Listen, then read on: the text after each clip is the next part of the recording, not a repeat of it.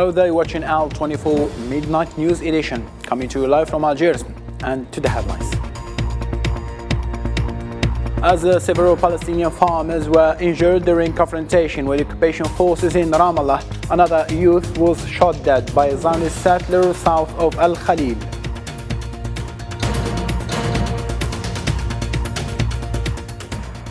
Despite reports of sporadic fighting from Al Khartoum, Saudi Arabia and United States declared that Sudan's warring parties were complying better with the ceasefire.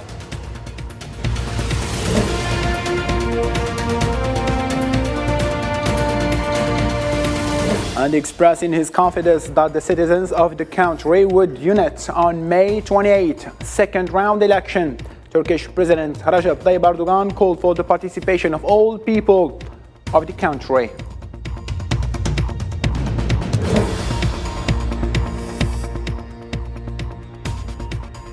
At a televised meeting with members of the Business Russia organization, President Vladimir Putin declared that it was time for Russian businesses to reclaim their position on the domestic market.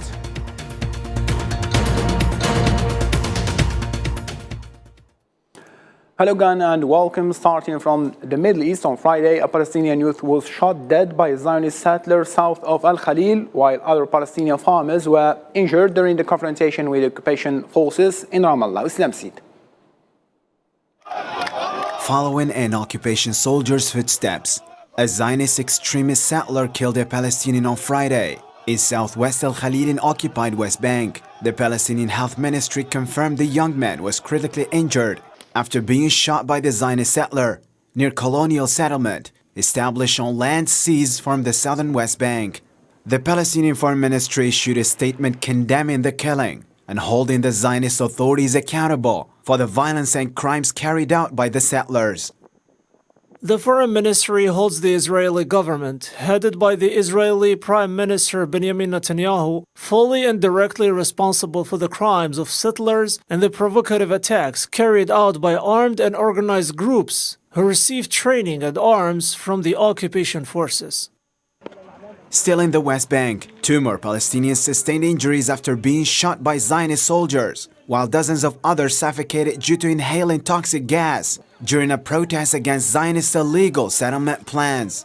In Ramallah, confrontations broke out between Palestinian farmers and Zionist forces, injuring 5 Palestinians, one of them critically. This comes after settlers attacked farmers and their properties, setting fire to at least 5 cars and around 270 bales of hay east of the city. What happened is that the settlers attacked us. We were putting the bales in the vehicle. The security guards and soldiers came with them and started shooting at us. We were putting the bales in the vehicle. What did they come towards us? We were not in the settlement. They came to our land. For its part, the European Union condemned the settlers' violence through Twitter and called on the Zionist government to fulfill its obligations toward Palestinians under international law. Appalled by the settlers' attacks against Palestinians in Burqa and El Maghayr villages, resulting in injuries and destruction of Palestinian homes, UN data shows a trend of increasing and more violent settlers' attacks against Palestinians in the occupied Palestinian territories. The EU condemns settler violence and calls on Israel to take decisive steps to ensure accountability and protect the Palestinian civilian population, in line with its obligations under international law. Number of martyrs has reached 157 since the start of the year. The occupation measures, including killing and arresting Palestinians, aims to confiscate more lands and extend its occupation policy, including the illegal settlement projects. Seen in Palestine, Palestinian Hamas supporters attended in a rally on Gaza on Friday against visits by Zionist right-wing groups to Al-Aqsa compound in Al-Quds. The rally followed the Zionist so-called Security Minister Itamar Ben-Gvir visit to the Islamic holy site and declared Zionist entity was in charge amid months of violence surged by the latter against Palestinian population.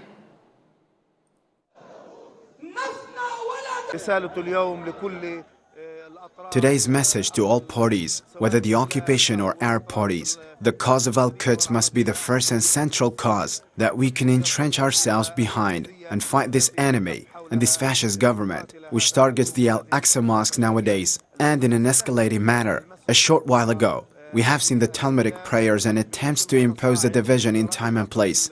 This is playing with fire. Our people will not allow this policy to pass, because our defense for the Aqsa cause is defending the dearest we have, and our prime cause. In Africa, political, human rights and trade union groups in Morocco are organizing a protest in Rabat against the dangerous attack on public freedoms. They aim to confront oppressive decisions and legislation seeking supporting for the rights of the deportees and detainees from the Skhirat slums. The focus is on securing their release, ensuring adequate housing and putting an end to harassment.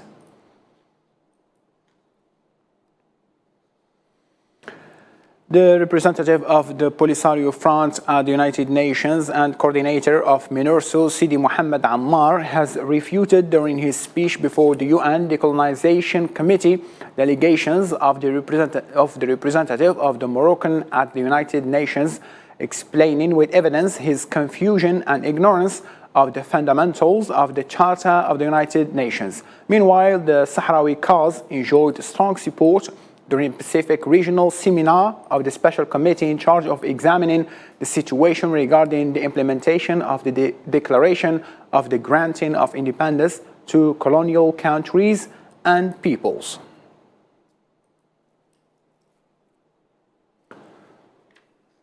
Mauritanian voters will go to the polls today, Saturday, in the second round of the parliamentary, municipal and regional elections to revote for 36 legislative seats in 22 electorates that were not decided in the first round of the voting on May 30th. The Independent Electoral Commission confirmed that among the voters that will be included in the second round at the external level, there are 4 parliamentary electorates at the community level abroad, distributed in 8 countries on 4 continents. In Africa still, the Tunisian authorities announced on Friday the arrest of 6 organizers of illegal migration across the Mediterranean to Italy. After issuing a statement, the Tunisian National Guard considers the detainees among the most prominent elements involved in organizing illegal migration operations in the region. Sudan's military leader, General Abdel Fattah al-Burhan, called in a letter on the United Nations Secretary General Antonio Guterres to replace UN Special Representative in Sudan. UN spokesperson Stéphane Dujarric said Guterres was shocked by the letter, adding that he's proud of the work done by Volker Perthes and reaffirms his full confidence in his special representative. This came as the war in the engulfed Sudan's capital since last month has spread to the western Darfur region, reigniting an old conflict and sending a wave of refugees over the border into Chad.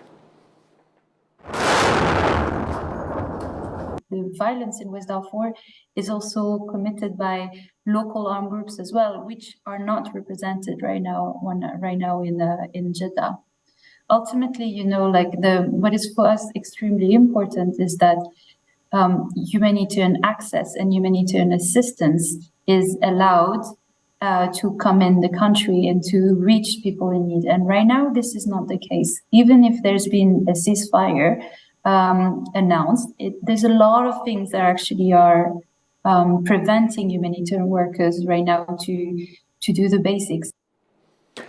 China is urging stronger and mutually beneficial relations with Africa, presenting a series of measures to achieve this objective.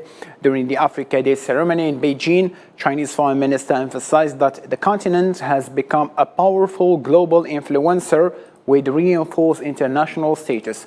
He called for increased unity and cooperation between China and Africa, advocating for the protection of interests, rights, sovereignty, development, and dignity.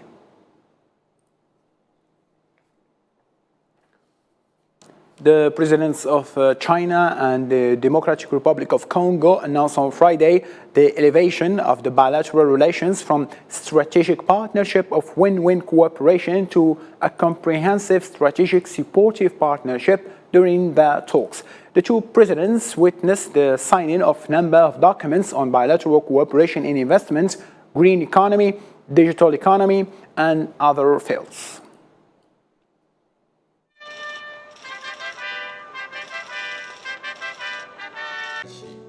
China is willing to better align the development strategies with the DRC and seek cooperation, promote development, and create a better future jointly. I propose to elevate our bilateral relations from a strategic partnership of win-win cooperation to a comprehensive strategic cooperative partnership.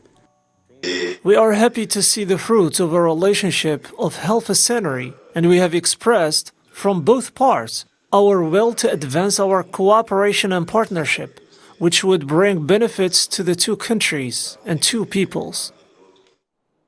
Moving on now to Europe. In Turkey, the second round of the presidential election is underway with the remarkable participation of the Turkish nationals residing abroad. The competition is between the incumbent Recep Tayyip Erdogan and the opposition leader Kemal Kılıçdaroğlu. Hüseyin Berkan. Nearly 1.9 million voting papers from Turkish nationals have arrived in Ankara, where they will be sorted for the upcoming presidential runoff scheduled for Sunday, in which incumbent President Recep Tayyip Erdogan and opposition leader Kemal Kılıçdaroğlu are vying. So far, the number of votes cast for the second round in 73 countries and 167 representations of Turkey has reached 1,783,107. Again, the number of votes cast in customs is 113,887. This voting process will continue until 5 p.m. on May 28th. Observers believe that the votes of Turkish community abroad, accounting for approximately 5% of the total electorate in the country, could have a decisive impact on the election outcome, with their number exceeding 3 million. These votes could tip the balance in presidential race characterized by sharp polarization. I vote for Recep Tayyip Erdogan. Why? He's a good leader, and I think he's good for Turkey. The future seems like, it's already Erdogan is, more or less the 20 years. He has been president of the Turkey, so it's going to be, maybe he's going to choose or no, I don't know. But my expectation is Turkey is more economy strong, plus the life standard is going to be up. The Turkish voters perceive these presidential elections as a crucial turning point of their nation. This understanding has fueled increased mobilization over the past weeks, as citizens feel a growing need to express their position clearly in the upcoming poll. To a different matter now, Russian Foreign Minister Sergei Lavrov hosted his Somali counterpart Abshir Omar Jama in Moscow on Friday, where the two top diplomats discussed a wide range of topics, including the regional and the global ones. After the talks and during a press conference, Lavrov stated that Russia was ready to supply the Somali army with military equipment needed to fight terrorists and extremists.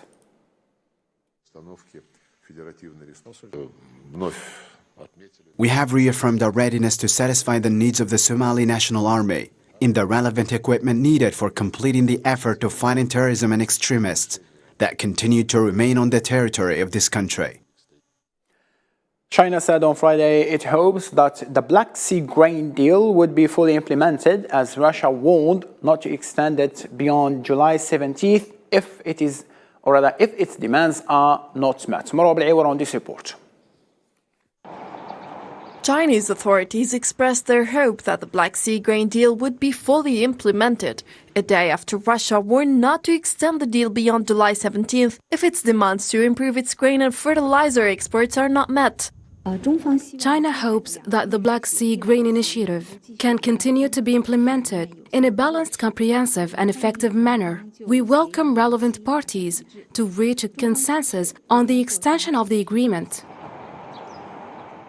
Since March, Russia appears to have prioritized two specific demands: restarting a pipeline to transport Russian ammonia to the Ukrainian Black Sea port for export to global markets and reconnecting Russia's agricultural bank to the SWIFT international payment network. If Russell's bank is not connected to SWIFT and there is no progress on the implementation of other systemic problems that are blocking our agricultural exports, then the Black Sea Initiative will also have to look for alternatives. Earlier this week, Ukraine accused Russia of effectively cutting Pivdenie port out of the Black Sea deal, as Russia complained that it had been unable to export ammonia via a pipeline to the port under the agreement. A deal allowing the safe wartime export of grain and fertilizer from Ukrainian Black Sea ports has not yet resumed full operations, having come to a halt before Russia's decision last week to extend it. Japan said that it will impose further sanctions on Russia after the group of 7 nations agreed last week at Hiroshima summit to set up measures to punish Moscow's military operation in Ukraine. Chief Cabinet Secretary Hirkozo, Tokyo's top diplomat spokesperson, also condemned Russia's move on Thursday to deploy tactical nuclear weapons in Belarus, saying it would further escalate the situations.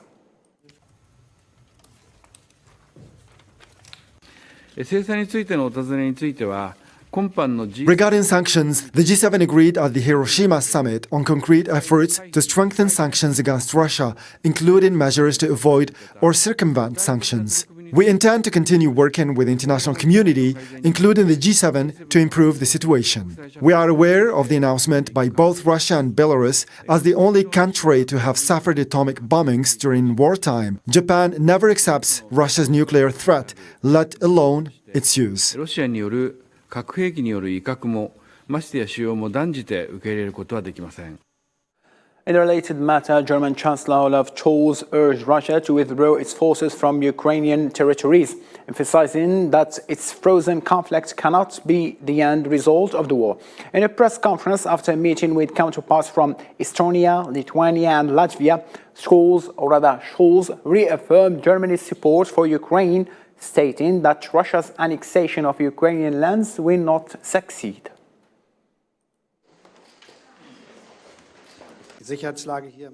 It is absolutely clear that it could be not a frozen conflict. So if Russia is just thinking that it could succeed with its robbery of land of Ukraine, it would not succeed with this idea and attempt. This is why we're supporting Ukraine as long as it is necessary. Russia must withdraw troops, and this is the basis for peace. During a televised meeting with members of the Business Russia organization, Russian President Vladimir Putin said on Friday that it was time for Russian businesses to reclaim their position on the domestic market. Putin added that Moscow was not pushing away foreign companies, but that Russian businesses were taking the place with ease of foreign firms that had pulled out. Today, domestic businesses, including small and medium-sized companies, is actively mastering the niches on the domestic market that were vacated by the departure of some Western brands.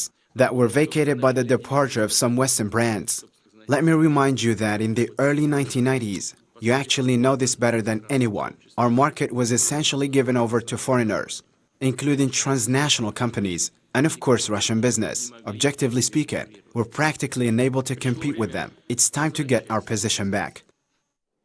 According to the Greek Coast Guard, 3 people drowned and at least 12 were believed to be missing in migrant shipwreck of the island of Kos. The bodies of 2 women and men were found Friday after a boat capsized in the Aegean Sea of Mykonos. He added that 2 men, Syrian and Palestinian, were rescued and another 17 people were on board the boat.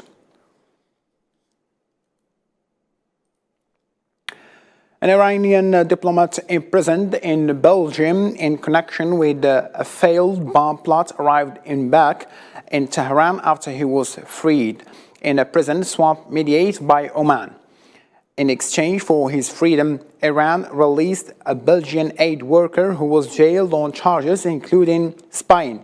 The Omani Ministry of Foreign Affairs said earlier that an agreement had been reached under which prisoners were released to transfer them from Brussels and Tehran to Muscat on Friday in preparation for their return to their countries.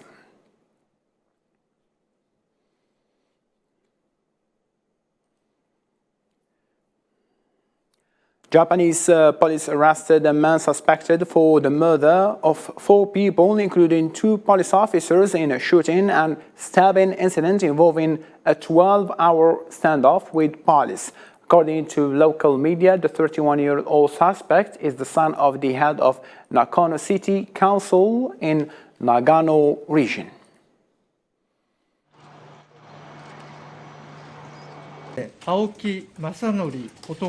This is an extremely heinous incident that causes great anxiety to our society and the citizens of the prefecture, since it is necessary to undertake an investigation to clarify the full extent of the incident, including the circumstances and the motives behind the crime. As of today, an investigative headquarters for serial murders involving the use of firearms in Nakano City will be launched with a staff of about 100, and the investigation will proceed with full force.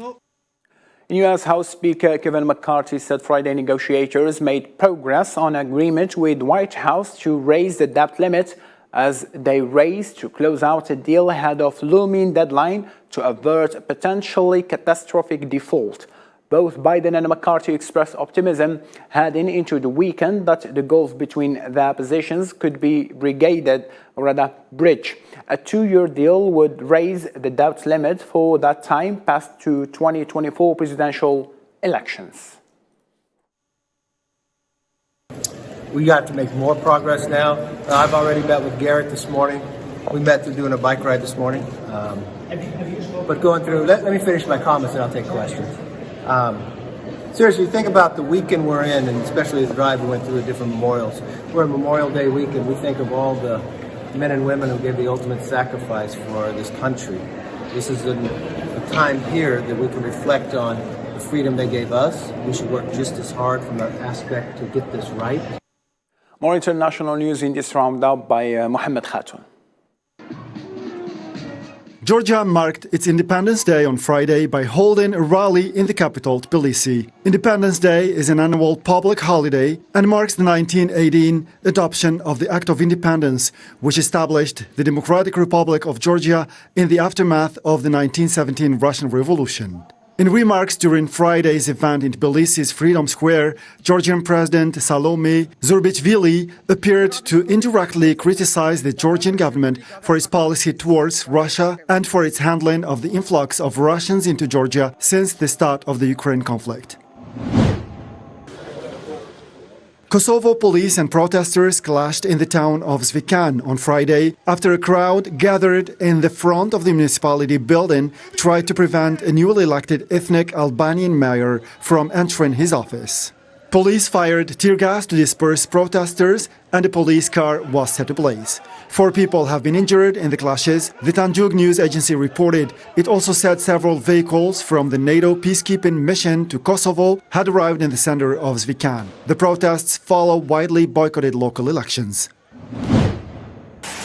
Torrential rains that followed a prolonged drought caused streets to turn into fast-flowing rivers in towns along Spain's Mediterranean coast. Fire services in Castellón said they carried out 3 rescues and provided pumping services on 27 occasions. State Weather Agency warned of accumulated rain of 12 centimeters over 12 hours on Friday in the province of Castellón in the Valencia region.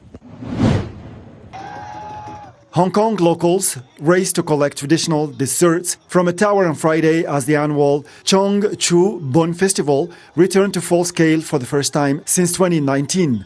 At the stroke of midnight, the 12 brave participants scrambled up a 60-foot tower made of buns. The person who successfully retrieved the bun at the top of the structure would bring luck to their family. Tens of thousands of Hong Kong residents and tourists flocked to the tiny island of Chong Shu to witness a floating colors parade.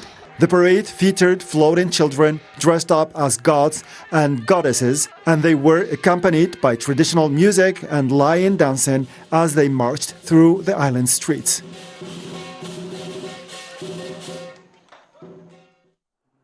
In the closure of our news bulletin, Norway national team striker Erling Haaland, who won the Premier League with his Manchester City club, has been voted Thursday night by the Footballer Writers Association as the best player of the year in the British Top Football League. The 22-year-old forward is now considered to be the first Norwegian to get this award after he gained a massive 82% of the vote ahead of Arsenal's player Bukayo Saka and Martin Odegaard.